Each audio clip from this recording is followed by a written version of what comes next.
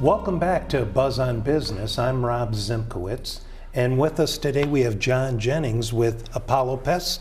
Hi, Rob. Hi, nice to meet you, nice John. To meet you. Why don't you share a little bit with our viewers Apollo Pest Control, what you're all about? Well, Apollo Pest Control has been around for about 40 years. My dad started the company way back when.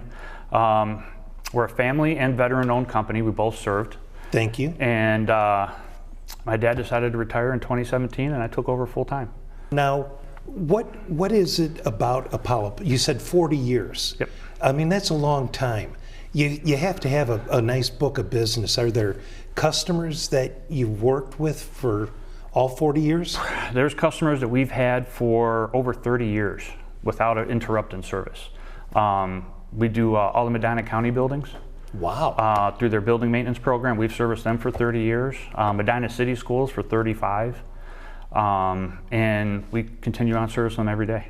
And not only the businesses, residential too? We do residential also, yeah. And we have repeat customers that were dealing with my dad 20 years ago, that they're on to new houses in different areas, and we still service them. Even though they're out of our normal range, we still go service them today. That's great. Now, I hear a lot too that some companies, and I'm not going to name names, but they, come out every month, come out every quarter. Do you have a special program? Not necessarily, no. We don't really believe in having to do it that often. I don't spray my house every month or every quarter, so there's no reason for me to come to your house and do it. If we use a good quality chemical and we do our job correctly, we hit you in the spring, give our preventative for crawling insects, flying insects, so that we don't have the bees and the wasps hopefully building nests on the house. And then again, depending on environment, we hit you in the fall to help keep the spiders out that nobody wants in their house, Mm-hmm. And we're good to go. If I do something different to my home and I create a gap or a vacuum, let's say a rodent comes Mm-hmm. in, how can that be corrected? Well, first we got to determine where it's coming from, how it's getting in. So we're going to go around with, we'll start like in the basement, let's say.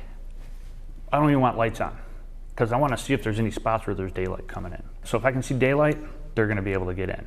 I'll go around with a thermal camera and see if there's any hot and cold spots. If there's any cold spots, depending on time of year, obviously, that can maybe lead me into an opening somewhere. But we'll check the utilities, we'll check doorways, things of that nature. Even mortar missing in the brickwork could all lead to entry points to getting into the house. And see, to me, that mortar, that blows me away, because I would think even with that mortar sealing it, there's with that brick, Yep. that there's some kind of stoppage, but there isn't. Yeah, your cinder blocks are hollow in the middle. So if they can get into one spot, they can climb through. Crawl through. The corners on your siding, back in the day, the old guys, when the aluminum sided your house, they'd cut and fold the corners and rivet them closed. Well, vinyl siding guys, depending on who's doing it in the house and stuff like that, there's inserts that can go in the bottom. They don't always use those.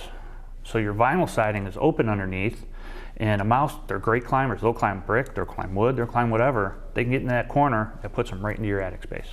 Now, are you also busy in the winter? Winter, mostly we do a lot of rodent control. Okay. That's our big time for rodents. They're cold just like we get cold sitting outside. So they come in. So they're gonna look for those warmer places to go.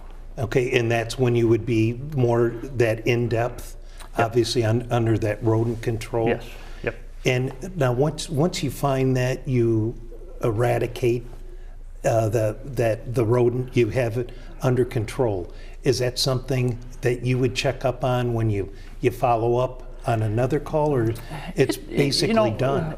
If we're doing other services at that house, let's say in the springtime, we'll go back through and just double check our work. Make sure we're still doing stuff, make sure we don't see anything that may be new evidence or anything like that we could be seeing. And so that way we can just keep up on that at the same time.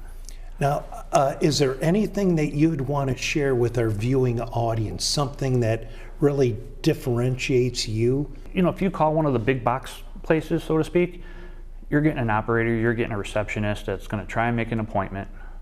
If you call Apollo, I'm answering the phone. I'm going to give you the best information I can at that specific time. If there's something that we can do for you, if I can't do it for you, I know somebody who can. And I can give you that information too. I can tell you what to look for before I get there, depending on what the situation is, to try and help stem stuff off. Okay. But you call Apollo, you're getting the owners. I still go out and do service calls every day. So you're getting me coming out and looking at the house. You're getting people that I've trained, people that my dad have trained, coming out to do those jobs instead of, you know, the big box guy who just has an operator coming out and sending a salesperson to try and pitch you on something before Four the calls guy actually before comes something out. happens. Exactly. Now, what would be the best way for folks to reach you? Best way, we do have a Facebook page, so you can get us on there. I try and keep up to it as much as possible.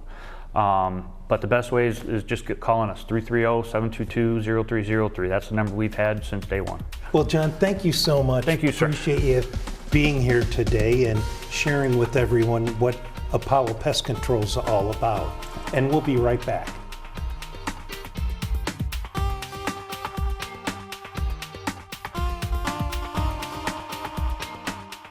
See on page 4 that the projections need to be blood. Next Thursday? Seriously? Thursday? Can't do that. This is really inconvenient. I have yoga that day. I have no time for this. So, I can't do Thursday, but I can do Friday. Disasters don't plan ahead. You can. Talk to your loved ones about how you're going to be ready in an emergency. Don't wait.